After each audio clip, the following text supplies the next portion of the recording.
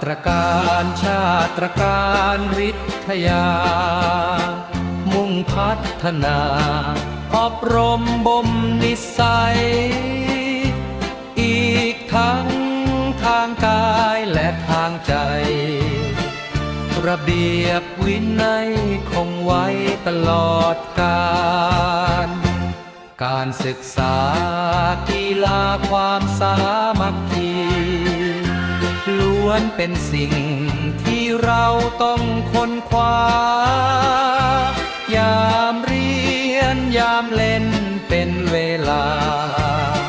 ชมภูเขาพราวสง่าชั่วฟ้าไทย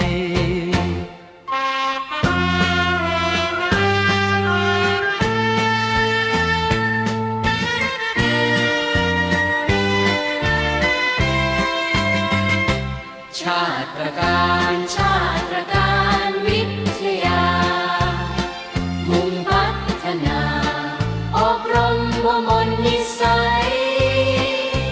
อีกทั้งทางกายและทางใจ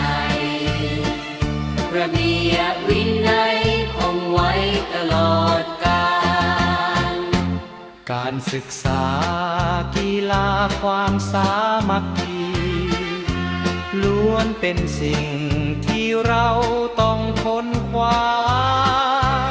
ยามเรียนยามเล่น